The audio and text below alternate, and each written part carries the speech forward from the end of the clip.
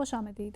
باسط صاحب، بنگلہ دیش میں ہندو راہب کو گرفتار کر لیا گیا، اس کے نتیجے میں بھارت نے جو احتجاج کیا، احتجاج کا سلسلہ جاری ہے، کیا وہ جائز ہے؟ دیکھیے یہ چنوگ کرشنا داس ہیں، چمنوئے کرشنا داس، یہ ہندو راہب ہیں، مونک ہیں۔ ان کو بنگلہ دیش کی حکومت نے گرفتار کیا اور کہا یہی کہ سیڈیشن ان پہ چارجز ہیں کہ جی انہوں نے غداری کی ہے۔ ایک مجمع تھا جس میں انہوں نے سیفرون کے جھنڈے، بنگلہ دیش کے جھنڈے تھے ہی شاید، لیکن اس کی بجائے شاید زیادہ تر جو جھنڈے نظر آئے وہ سیفرون کے جھنڈے تھے، جو کہ آر ایس ایس وغیرہ اور بی جے پی وغیرہ کا جو رنگ ہے۔ تو یہ بھارت بنگلہ دیش نے ان کو گرفتار کر کے اب اس پہ کیس چلائیں گے جو بھی ہوگا۔ اب بھارت میں بہت شور مچ رہا ہے اس کے اوپر کہ جی یہ بنگلہ دیش تو بالکل افغانستان بنتا جا رہا ہے، طالبان، اور پاکستان بنتا جا رہا ہے، سو آن اینڈ سو فورتھ۔ اور یہ مائنورٹیز جو ہیں، خاص طور پہ ہندو مائنورٹی کو نشانہ بنایا جا رہا ہے۔ ہندو مائنورٹی بہرحال وہاں پہ کوئی تقریباً ہیں بنگلہ دیش میں 13 ملین کے قریب، آپ کے لیے 7 سے 8% کے قریب لوگ وہاں پہ ہیں۔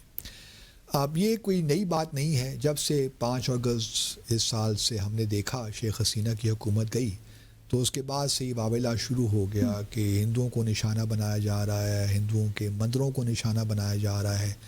بلکہ انٹرسٹنگلی شیخ حسینہ صاحبہ نے بھی کل بیان دے دیا گزشتہ روز کہ یہ جو کچھ ہو رہا ہے ہندوؤں کے ساتھ ٹھیک نہیں ہو رہا۔ اب شیخ حسینہ سے ہم کوئی توقع رکھ نہیں سکتے کہ بھارت نے بیٹھ کر اور کیا کہیں گے، لیکن یہ ایک لحاظ سے آپ کہہ لیجئے کہ خلاف ورزی کی ہے انہوں نے، کیونکہ جو اس وقت چیف ایڈوائزر ہیں پروفیسر ڈاکٹر محمد یونس، وزیر اعظم کہہ لیجئے آپ بنگلہ دیش کے، انہوں نے بڑے واضح طور پہ مودی صاحب سے یہ کہا تھا کہ ٹھیک ہے شیخ حسینہ آپ کے پاس موجود ہیں لیکن بیان بازی نہ کریں، خاموش بیٹھی رہیں۔ لیکن کیا کیا جائے کہ اب بنگلہ دیش نے انٹرپول کو بھی ریکویسٹ کر دی ہے کہ جی شیخ حسینہ کو واپس لایا جائے، کیونکہ ان کے ہاتھوں تو تقریباً 1000 لوگ یہاں شہید ہوئے ہیں بنگلہ دیش میں، تو ان کا حساب کتاب لینا ہے۔ جو انٹرنیشنل کرائمز ٹریبیونل بنایا تھا شیخ حسینہ نے، اب وہی کارروائی کر رہا ہے ان کے خلاف۔ اب یہ بھارت نے بڑا احتجاج کیا، آفیشلی انہوں نے اسٹیٹمنٹ ایشو کی، یہ جو ہیں چمنوئے داس ان کی گرفتاری کے خلاف، اور کہا کہ یہ ان ایکسیپٹیبل ہے۔ تو بھارت کو یاد دلاتے چلیں کہ اس سے پہلے ایران نے ایک اسٹیٹمنٹ ایشو کی تھی مائنورٹیز کے حوالے سے، بھارت میں جو کچھ مائنورٹیز کے ساتھ ہو رہا ہے، خاص طور پر مسلمانوں کے ساتھ جو کچھ ہو رہا ہے اور باقی جو مائنورٹیز ہیں، لیکن خاص طور پر مسلمانوں کے خلاف۔ تو بھارت کی فارن منسٹری نے یہ اس کو ریئیکٹ کرتے ہوئے کہا تھا کہ یہ بالکل انوارنٹیڈ ہے اور ان ایکسیپٹیبل ہے، یہ ہمارا انٹرنل معاملہ ہے اور کسی کو اس میں بولنے کی ضرورت نہیں ہے۔ تو اس کیس میں کیا ہو گیا؟ تو پھر ڈاکٹر یونس نے بھی یہی کہا کہ جی اب اپنے کام سے کام رکھیے، یہ ہماری ہندو مائنورٹی ہے نا، آپ کی تو نہیں ہے، تو یہ ہمارا انٹرنل میٹر ہے، ہم اس کو انٹرنلی ریزالو کریں گے۔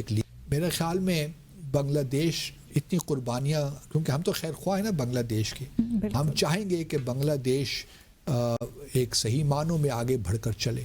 اب یہ انٹرم سیٹ اپ اگر بہت طول پکڑ جاتا ہے تو یہ بنگلہ دیش کے لیے میرے خیال میں کوئی زیادہ اچھا نہیں ہوگا، کیونکہ جو بنگلہ دیش نیشنلسٹ پارٹی ہے وہ بھی کہہ رہے ہیں کہ جلدی انتخابات کروائیں، کچھ اگر آپ نے اصلاحات کروانی ہیں تو وہ کر لیں، تھوڑی بہت الیکٹرل ریفارمز جسے ہم کہتے ہیں وہ ہو جائیں تو ٹھیک ہے، لیکن زیادہ طول نہ دیں اس سیٹ اپ کو، زیادہ طوالت نہ دیں۔